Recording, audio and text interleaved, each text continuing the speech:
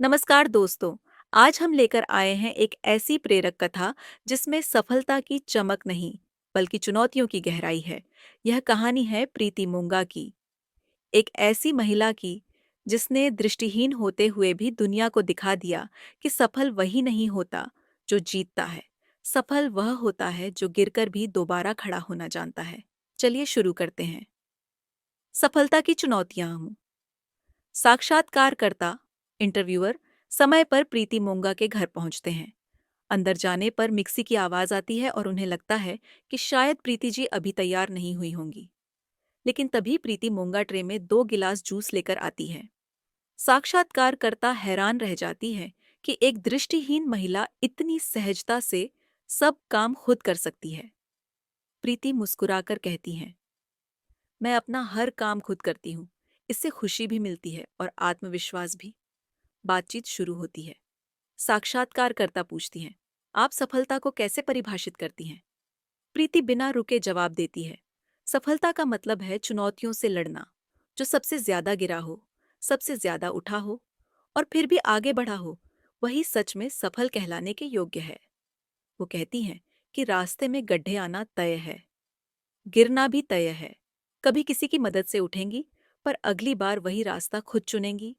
असफलताएं हमें रोकने नहीं, हमें मजबूत बनाने आती हैं। फिर बातचीत उनके बचपन पर आती है। प्रीति बताती हैं, वे जन्म से दृष्टिहीन नहीं थीं।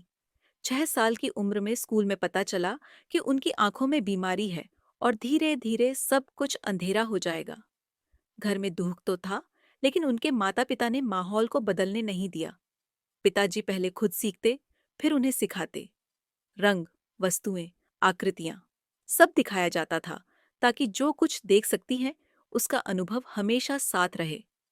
दृष्टि धीरे धीरे चली गई, पर प्रीति कहती हैं, अंधेपन से नहीं, काकरोच से ज्यादा डरती थी मैं। और हंस पड़ती है। पढ़ाई में भी मुश्किलें आईं। दिल्ली आने के बाद नन अध्यापिका ने मदद की।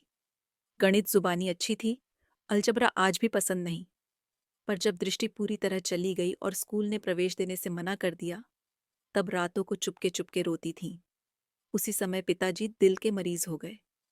दर्द था, पर उन्होंने उसे कभी जताने नहीं दिया। वे हर सुबह रेडियो पर कबीर और इकबाल सुनाते। प्रीति को ये 2 पंक्तियां जीवन भर की ताकत दे गईं। माटी कहे कुम्हार से, तू क्या रोंदे मोही, एक दिन ऐसा आएगा मैं रोंदूंगी तो ही। और इकबाल की पंक्तियां, खुद ही को कर बुलंद इतना कि हर तकदीर से पहले खुदा बंदे से खुद पूछे, बता तेरी रजा क्या है। इन शब्दों ने उनके भीतर की रोशनी जगा दी।